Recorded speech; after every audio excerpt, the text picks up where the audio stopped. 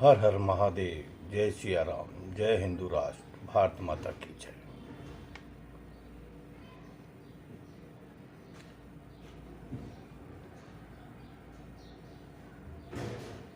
आज पूर्णिमा का प्रारंभ है। हनुमान जयंती का आज उपवास दिवस है। कल हनुमान जयंती मनाई जाएगी।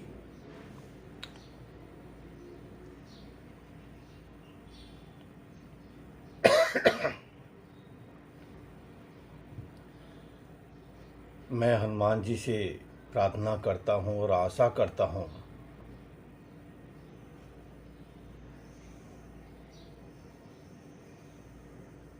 कि आज पूर्णिमा की जो रात है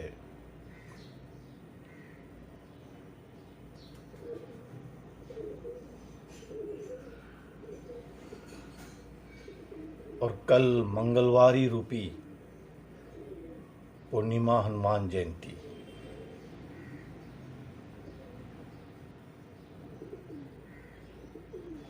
बहुत ही अच्छा सुंदर शक्तिशाली योग बन रहा है।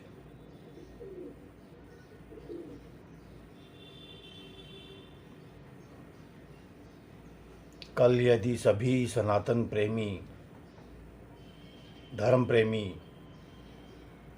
हनुमान जी के भगत पूरे तन मन वचन से राम जी का और हनुमान जी का भजन कीर्तन करे, हनुमान चालीसा करे,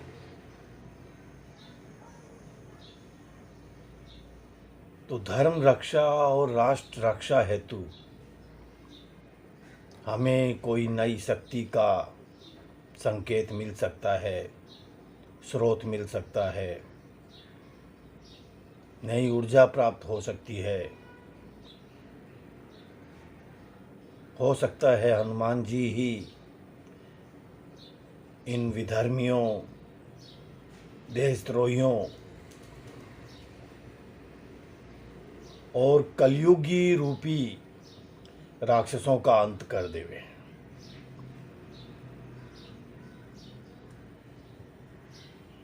कई बार मुझे लोग पूछते हैं कि जो सींग वाले राक्षस होते थे राम जी के समय, कृष्ण भगवान के समय, वो सब खत्म हो गए क्या कलयुग में?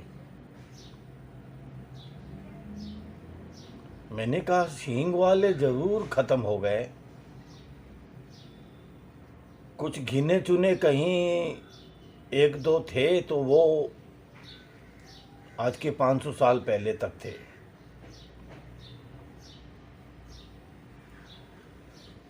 वर्तमान में जो राक्षस है उसने मनुष्य का ही रूप धारण कर लिया है।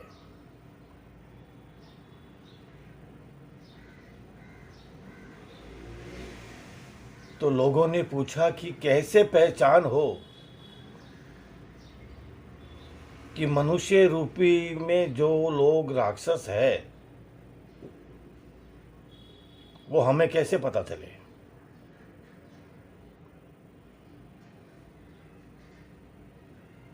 बहुत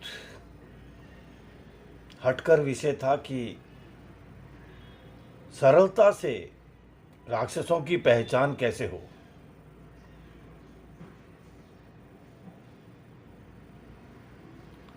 तो आज के लगभग 28 वर्ष पहले, 29 वर्ष पहले मेरे गुरुदेव ने मुझे जो एक बात बताई थी, राधिका जी हरिओम, कि राक्षस को पहचानने का सरलतम साधन उपाय यह है कि जो राक्षस प्रवृत्ति के लोग होंगे वह दूसरों को पीड़ा कष्ट देने में अपनी खुशी समझते हैं, अपना आनंद समझते हैं।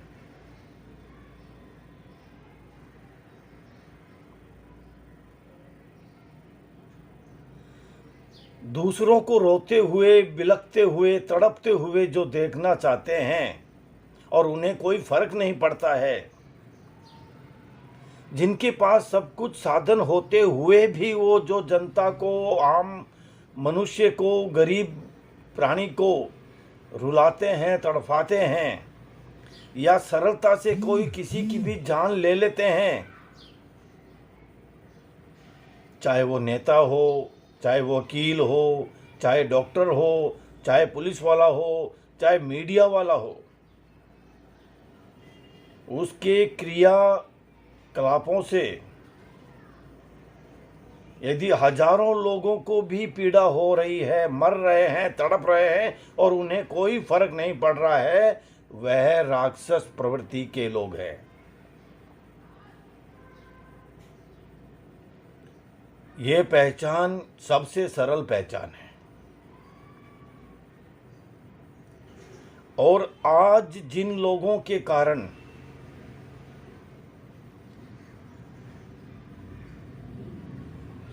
जितने मनुष्य तड़फ रहे हैं,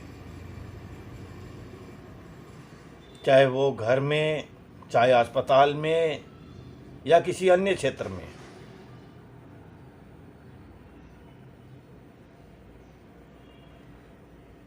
जो मुख्य इनके आका है, जो विदेशों में बैठे हैं, ये चैनल वाले जो है, मीडिया वाले, ये तो सेकंड नंबर पे आ जाते हैं। जो एंकर है, जो एडिटर है, ये सेकंड नंबर पे है। इनके ऊपर का जो असली है, जो डायरेक्टर है इनके, वो अलग है। जैसे आज जनता के ऊपर बहुत से पुलिसकर्मी लाठीचार्ज करते हैं, अत्याचार करते हैं, लेकिन सभी 100 के 100% नहीं, 50 से 60%। तो इन लोगों को ऊपर से छूट मिली हुई है कि कैसे भी करो, कुछ भी करो, हमारे पास तो खोखा आना चाहिए।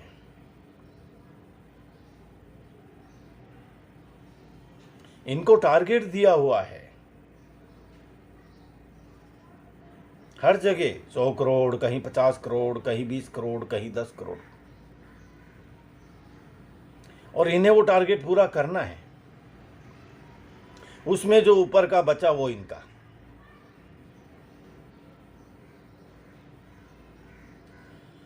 ऐसे ही मीडिया वालों को काम दिया जाता है कि तुम इसको इस प्रकार से फैलाओ, तुम्हारा इतना।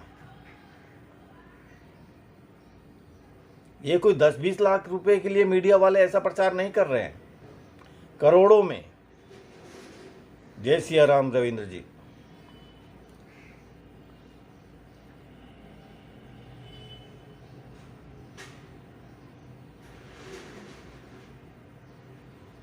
कल एक भाई ने एक प्रश्न रखा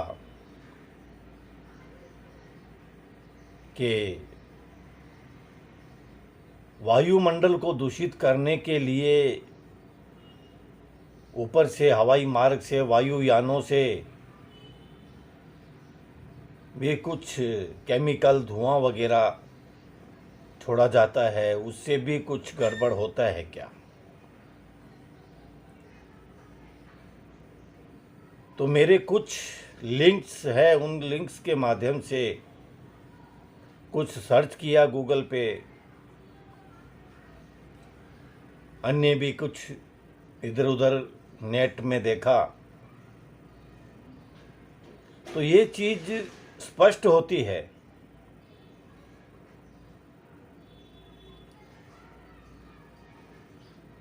कि देश के अंदर आज आतंकी नेटवर्क, देश को लूटने वाले नेटवर्क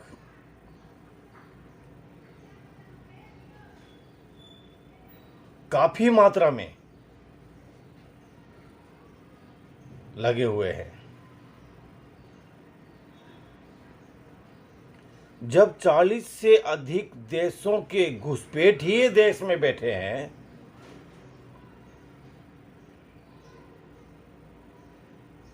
और उनके ऊपर कोई विशेष कार्रवाई नहीं हो पा रही है, तो इन्हीं देशों के कितने लोग जो यहाँ बैठे हैं, कोई तो अलग रूप से बैठे हैं, अलग आईडी बनाकर बैठे हैं,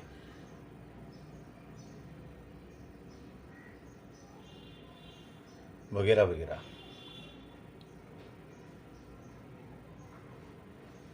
तो इसमें नीचे से लेकर ऊपर तक कई षड्यंत्र हो रहे हैं। जमीनी स्तर पर बहुत सी जगह से बड़े बड़े महानगरों में 2 से 10 स्थानों पर ऐसे सेंटर बने हुए हैं जो धुएं के माध्यम से, चिमनी के माध्यम से या किसी हवा फेंकने वाली जो मशीन होती है, धुआं फेंकने वाली जो मशीन होती है, उस मशीन के माध्यम से वायुमंडल में कुछ ऐसे केमिकल छोड़े जा रहे हैं कि उस केमिकल के प्रभाव से, उस वायु के प्रभाव से लोग जब संपर्क में आते हैं तो उनका स्वास्थ्य बिगड़ता है।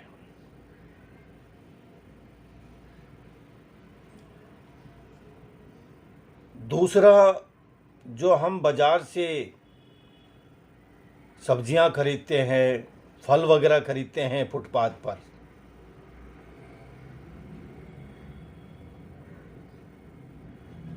अन्य कई खाने पीने वाली चीज़ें जो फुटपाथ पर हम खरीदते हैं, मैं समझ रहा हूँ, मैं जान रहा हूँ कि इसके साथ में बहुत से गरीब लोग जुड़े हुए हैं जो फुटपाथ पे अपनी मजदूरी करते हैं, और कई लोग ये बात सुनकर शायद फुटपाथ से सामान खरीदना बंद कर दें। मैं सरकार से पहले भी 2-4 बार आग्रह कर चुका हूं और करता रहूंगा कि देश जब आधुनिकीकरण में हो रहा है, आधुनिकता की ओर बढ़ रहा है,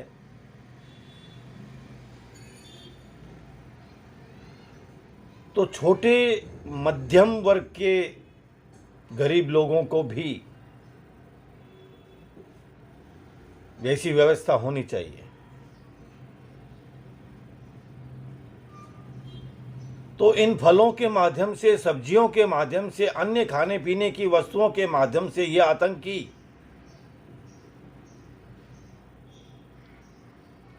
अपना षड्यंत्र रचे।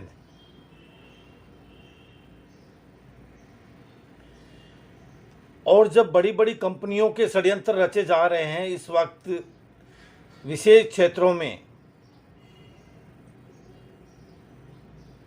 वायुयान के माध्यम से भी बहुत सी जगह ऐसे षड्यंत्र होते हैं।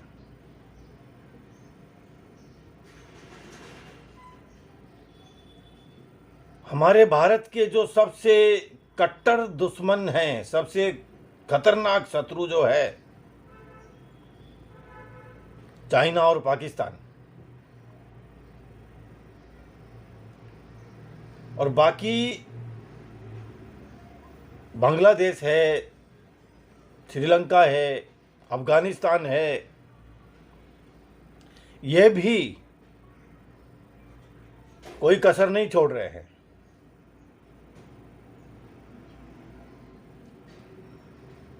पिछले कई वर्षों में बांग्लादेश से इतनी घुसपैठ हुई है भारत में, और अभी भी हो रही है,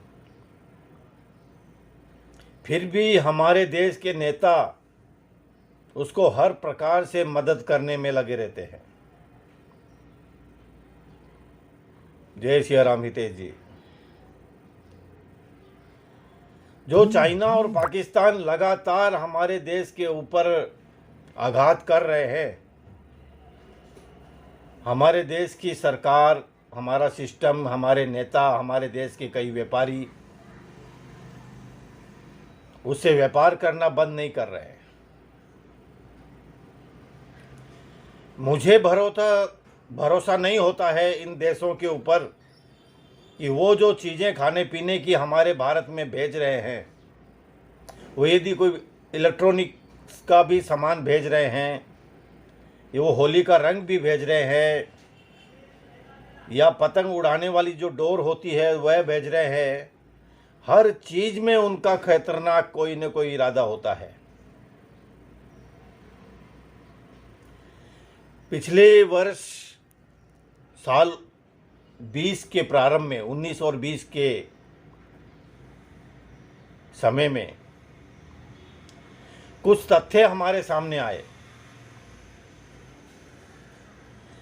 कि पाकिस्तान से जो चीनी आती है उसमें बहुत बड़ा षड्यंत्र है, बहुत घातक केमिकल है, और उस चीनी का वितरण जो होता है एकदम निचले पायदान में जो लोग होते हैं, सबसे गरीब लोग, वहां पे उस चीनी का वितरण होता है, और उस चीनी के माध्यम से कई रोगों का विस्तार होता है। हर हर महादेव गौरव जी। बुखार है, खांसी है, नमोनिया है, मलेरिया है, या शरीर टूटने जैसी कोई बीमारी है, यानी कि किसी कॉलोनी में 5 लाख या 10 लाख की आबादी है, किसी गांव में या किसी नगर में, तो उस 10 लाख में से 1 लाख लोग प्रभावित होंगे ही होंगे। और इसका सीधा संबंध जो होता है फार्मा कंपनियों से होता है, मेडिकलों से होता है, और देश की अर्थव्यवस्था पे भी होता है।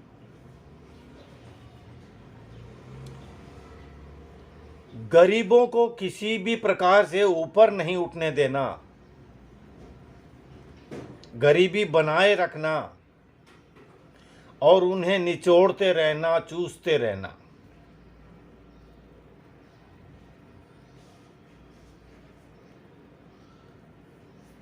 चाइना पिछले कई वर्षों से भारत के ऊपर लगातार आघात पे आघात कर रहा है, फिर भी चाइना से संबंध एकदम से विच्छेद नहीं किए जा रहे हैं। इतना सब कुछ होने के बाद भी आज चाइना और पाकिस्तान से व्यापारिक संबंध बने हुए हैं।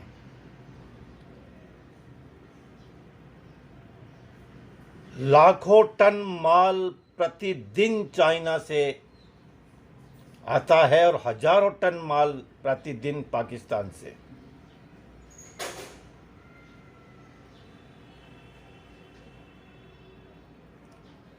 इसे मैं अपने सरकार की मजबूरी कहूं या कोई अन्य कुछ।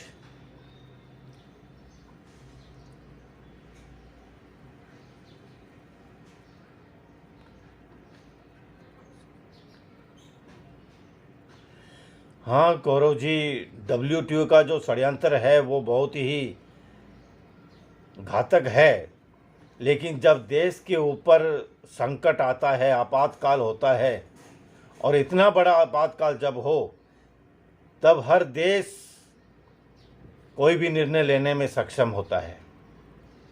और भारत ये निर्णय नहीं ले रहा है, इसके पीछे भी कोई न कोई षड्यंत्र है, कोई न कोई मजबूरी है, कोई न कोई कारण है, या कुछ नेता लोग जो है वो उनके दलाल है, या उनके गुलाम हैं।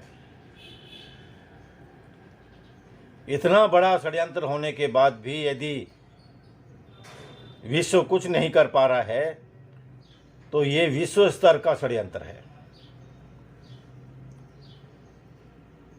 पिछले साल भर से ऊपर से हो गया, कई लोगों से चर्चा हुई, कई लोगों के संदेश आए।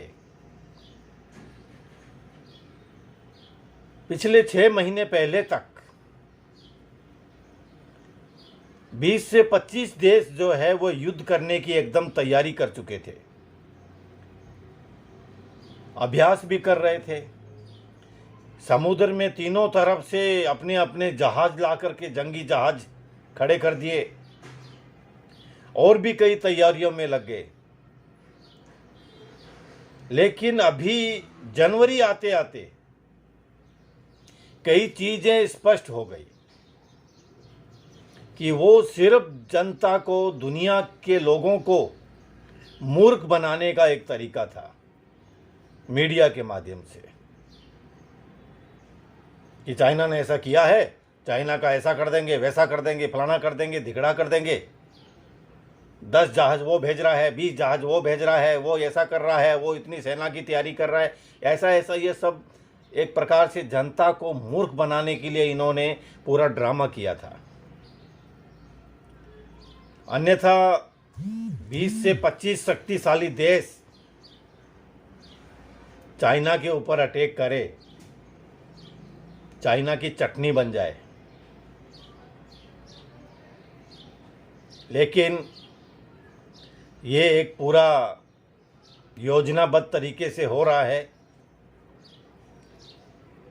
और जो भी राष्ट्रभक्त धर्म योद्धा इसमें सेवा में लगे हुए हैं, सभी से मैं आग्रह करूंगा कि जितना शीघ्र हो सके इसके ऊपर रिसर्च करें, अध्ययन करें और कुछ न कुछ निर्णय पर पहुंचे। रात्रि को एक मित्र ने चर्चा में बताया कि हमारे देश में कई संगठन ऐसे हैं, प्रेम कुमार जी, जय सिया राम, हमारे देश में कई संगठन ऐसे हैं जिनके पास में 2 करोड़ से 10-12 करोड़ तक के सदस्य हैं।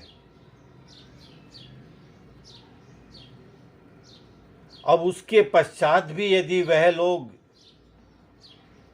धर्म रक्षार्थ, राष्ट्र रक्षार्थ निर्णय लेने में आनाकानी कर रहे हैं या धर्म रक्षार्थ कुछ करने में उन्हें परेशानी हो रही है, तो इन पदों पर जो बैठे हैं, संगठन प्रमुख, धर्म प्रमुख, संस्था प्रमुख या राष्ट्रीय अध्यक्ष के रूप में, या तो ये करना नहीं चाहते और या इनको करना नहीं आता। 2 चीज स्पष्ट है, या तो ये तेलुगु राम है, मुंगेरी लाल के हसीन सपने, सिर्फ सपने दिखाते हैं लोगों को, पर योजना कोई नहीं है इनके पास। देश के दुश्मनों के विरुद्ध, विधर्मियों के विरुद्ध, गद्दारों के विरुद्ध, गौ हत्यारों के विरुद्ध कोई भी लड़ाई लड़ने के लिए इनके पास में ना दिमाग है, ना दिल है, या सब कुछ है इनके पास लेकिन ये चाहते नहीं हैं।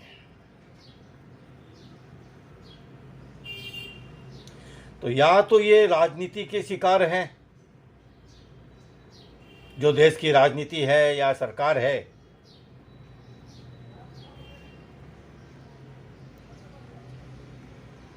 बिल्कुल सही गौरव जी, सत्ता के ही गुलाम दिखाई दे रहे हैं। लेकिन इसके साथ साथ में विश्व स्तर पे जो षड्यंत्र रचे जा रहे हैं वो भी एक अहम बिंदु है। कई एजेंसियां, कई संस्थाएं देश को हथियाने में, देश को अपने कब्जे में लेने में लगी हुई है। और सत्तासीन जो नेता है वह ये मन में धारण कर रहे हैं कि उनकी कुर्सी ना चला जाए, उनकी सत्ता ना चली जाए, उनका राजपाट ना चला जाए।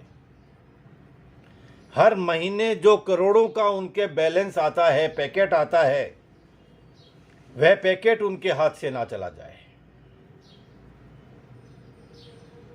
तो मैं उन नेताओं से, उन बड़े बड़े संगठन प्रमुखों से, राष्ट्रीय अध्यक्षों से, जो लाखों की संख्या में, करोड़ों की संख्या में सदस्य उनके होने के बाद भी जो राष्ट्र रक्षा के लिए, धर्म रक्षा के लिए प्रयत्न नहीं कर रहे हैं,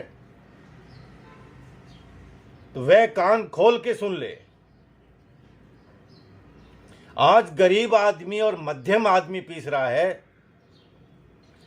और जिस दिन 4 महीने, 6 महीने, साल भर, 2 साल, और उनका टारगेट है 2025,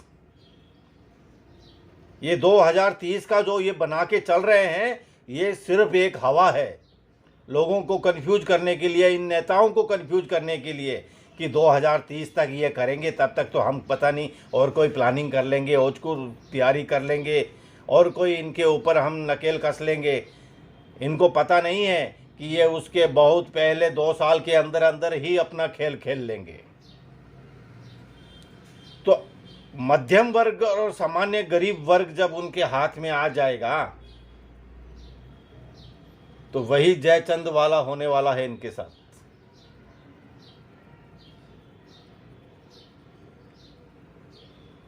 इन काले कपड़े और सफेद कपड़े वालों के नियम किताब में स्पष्ट लिखा है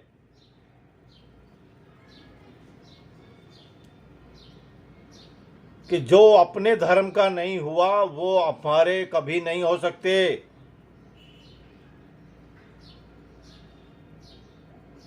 और जब जब भी भारत भूमि पे आक्रमण हुआ है, विदेशी ताकतों ने, विदेशी शक्तियों ने जो आक्रमण किया है, और जब जब भी हमारे में से कोई जयचंद गद्दार उनका समर्थन किया है, काम निकलने के बाद सबसे पहले वो उसका ही काम तमाम करते हैं। ये हमारे देश के नेताओं को और देश के बड़े बड़े संस्थाओं के ठेकेदारों को पता नहीं है शायद।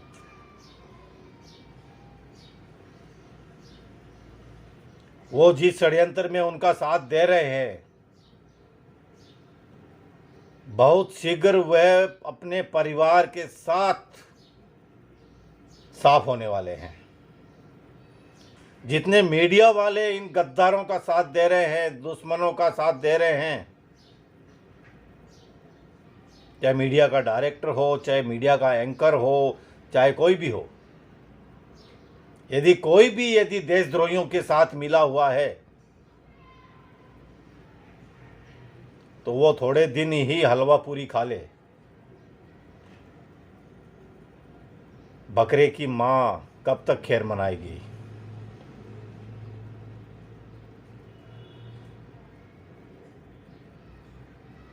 बहुत से प्रजातियों के अंदर में भैंसे की बलि दी जाती है। जब कोई बड़ा उनका कार्य पूर्ण हो जाता है तो मुझे ऐसा कुछ प्रतीत हो रहा है कुछ समय से कि ये जो षड्यंत्र देश में चल रहे हैं कुछ सालों से, इस षड्यंत्र में वो 50% लगभग पहुंचने वाले हैं।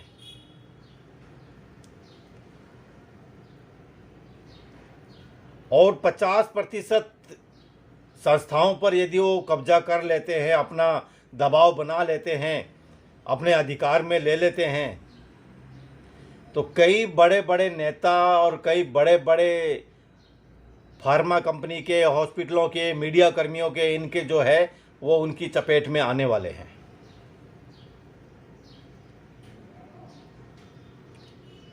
हम शक्तिशाली बने, हम संगठित हो, तभी हम सुरक्षित हो सकते हैं। संयुक्त परिवार की मैं अक्सर आवाज़ उठाता रहता हूं, लेकिन संयुक्त परिवार के साथ में संगठित समाज की भी आवश्यकता है और संगठित संस्थाओं की भी आवश्यकता है। यदि किसी प्रदेश में या किसी जिले में 10 संस्थाएं काम करती हैं अपने अपने क्षेत्र का, कोई गौ रक्षा का काम कर रहे हैं, कोई गंगा निर्मलीकरण का काम कर रहे हैं, कोई समाज सुधारक का काम कर रहे हैं, कोई सफाई अभियान का काम कर रहे हैं, कोई किसी की मदद करने का काम कर रहे हैं, हर अपने अपने क्षेत्र में जो काम कर रहे हैं, ऐसे जब परिस्थिति हो, ऐसे जब आपातकाल हो, तब सभी संस्थाओं को एक दूसरे का पूरक हो जाना चाहिए। एक दूसरी संस्थाओं पर यदि वो उंगली उठा रहे हैं और हिंदू होकर उंगली उठा रहे हैं, तो ये हमारे लिए बहुत घातक है। जो 125 साल की हिंदू महासभा है, 125 साल से भी अधिक हो गए हैं, लगभग 138 वर्ष,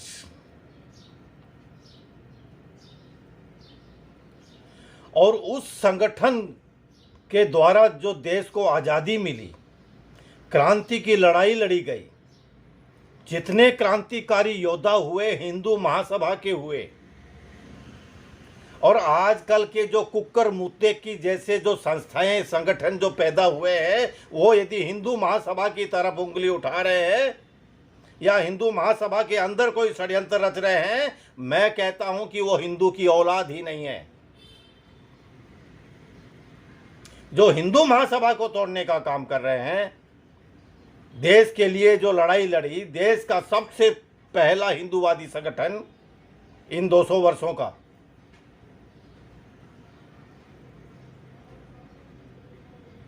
जो भी लोग, जो भी संगठन, चाहे देश का कितना बड़ा भी संगठन क्यों ना हो, यदि वो हिंदू महासभा को तोड़ने का काम कर रहे हैं, वह देश को अखंड हिंदू राष्ट्र बनने का जो रोकने का षड्यंत्र है, उसमें अपनी भूमिका निभा रहे हैं।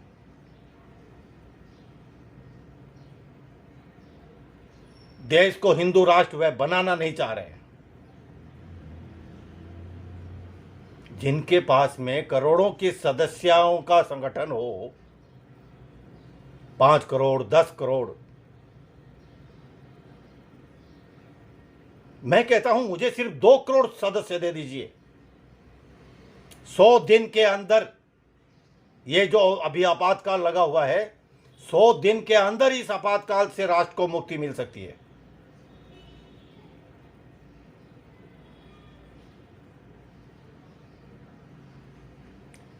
योजनाओं से और विशेष तरीकों से, साम दाम दंड भेद जो 4 नीतियां हैं, इन नीतियों का कितना कहां पे उपयोग करना है, ये उन संगठन प्रमुखों को जानकारी होना चाहिए।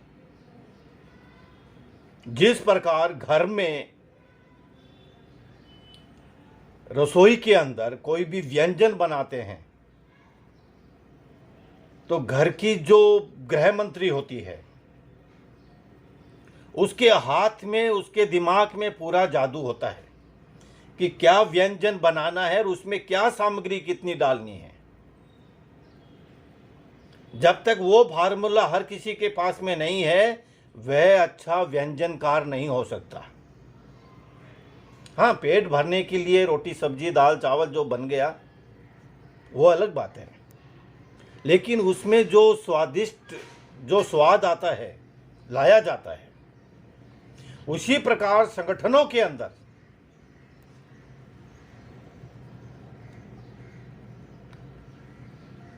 जी गौरव जी, हम पूर्ण प्रयास में हैं और सभी संगठनों से हम संपर्क में हैं कि हम एक हों। भले ही अपने अपने रूप में हम अपने संगठन में काम करें, लेकिन जब देश के स्तर पे जब खतरा आता है, राष्ट्र स्तर पे जब खतरा आता है, तब हम सबको एक दूसरे के कंधे से कंधा मिला के चलना होगा, तभी हम इस लड़ाई को जीत सकते हैं। तो जिन संगठनों के पास में, संगठन प्रमुखों के पास में ये फार्मूला नहीं है, ये उपाय नहीं है, जो आप 2 करोड़ क्या 5 करोड़ क्या, यदि आप 20 करोड़ भी सदस्य बना लो तो भी कोई मतलब नहीं है, कुछ नहीं कर सकते।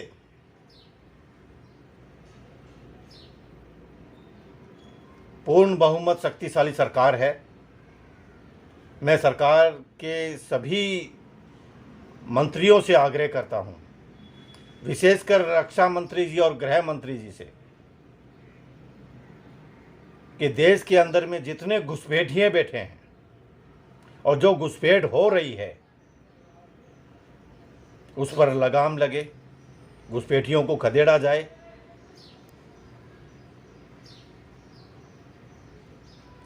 हाँ गौरव जी, बलिदान तो कुछ देना ही पड़ेगा।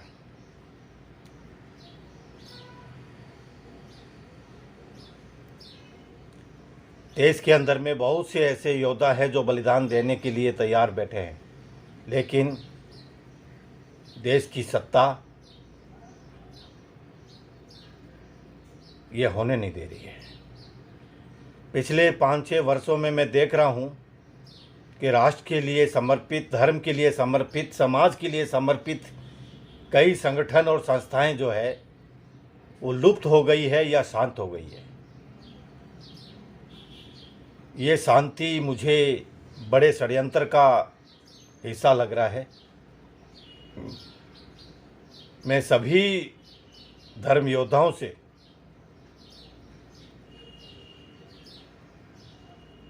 विनम्रता के साथ आग्रह कर रहा हूं कि संगठित होना ही होगा, अन्यथा हम कुछ नहीं कर पाएंगे। क्योंकि जितने आज देश में संगठन हैं, किसी के पास 20 आदमी हो गए तो वो राष्ट्रीय अध्यक्ष बन के बैठा है, किसी के पास 50 हो गए, किसी के पास 100 हो गए। लेकिन जब मैदान में उतरना होता है, आंदोलन करना होता है, तो उन 100 में से 10 आदमी भी उसके साथ नहीं आते। तो ये पद लोलुपता की जो बीमारी है वह उनको भगानी पड़ेगी। उनको अपना परिवार बचाना है, समाज बचाना है, राष्ट्र और धर्म बचाना है, तो उनको समर्पित होना पड़ेगा धर्म के लिए और राष्ट्र के लिए, यदि वो हिंदू की औलाद है। यदि वो विधर्मियों की है, सेक्युलरों की है, तो मुझे नहीं लगता कि समझाने से उनको कुछ असर हो जाएगा। और सभी देश की जो संस्थाएं राष्ट्र समर्पित, धर्म समर्पित है, ऐसे सेक्युलरों से, ऐसे विधर्मियों से सावधान रहने की आवश्यकता है। और जैसे पहचान हो जाए, हमारे संगठन के अंदर में भी बहुत से घुसपैठिए बैठे हैं, हमारे समाज के अंदर जो बैठे हैं उनकी पहचान करो और उनको खदेड़ना होगा अतिशीघ्र। कहीं ऐसा ना हो कि इससे कहीं ज़्यादा हमें कोई नुकसान हो जाए, परेशानी हो जाए। देश विकट परिस्थिति में है और इसे बाहर निकालना हम सबका दायित्व है, हम सबका भार है। इसी के साथ अपनी वार्ता का समापन करता हूं और इस समापन के साथ एक हेल्थ टिप्स, कल समय कम था इसलिए मैं नहीं दे पाया। प्रतिदिन सुबह सुबह उठकर 2 गिलास गुनगुना पानी तो पीना ही है। 2 गिलास नहीं पी सकते तो 1 गिलास अवश्य पिए। रात्रि को हम चना भिगो करके, 1 मुट्ठी चना, जो लाल चना होता है, काला चना भी बोलते हैं किसी को, यदि वो हम रात को 1 मुट्ठी भिगो दें और सुबह सुबह हम वो चना चबाएं, जो 1 गिलास हम गुनगुना पानी पीते हैं, उसके बाद में हमें थोड़ी देर टहलना है, थोड़ा घूमना है, फ्रेश होना है, और उसके बाद में हम वो चना चबा लें। जिस पानी में हमने भिगोया वह पानी भी पी लें। विटामिन और प्रोटीन भरपूर मात्रा में हमको मिलेगा। घोड़े जैसी शक्ति हमें प्राप्त हो सकती है, फुर्ती हमें प्राप्त हो सकती है। देह के अंदर, शरीर के अंदर जो बैक्टीरिया होते हैं, जो कीटाणु होते हैं, उनसे लड़ने की क्षमता हमको मिलती है। और दोपहर में भोजन के पश्चात एक गुड़ की डली अवश्य लें। गुड़ यदि नहीं लेते हैं तो भोजन के पश्चात छाछ या मट्ठा अवश्य लें। हमारे भोजन पाचन क्रिया में महत्वपूर्ण भूमिका निभाता है। इसी के साथ हर हर महादेव, जय सिया राम, जय हिंदू राष्ट्र, भारत माता की जय।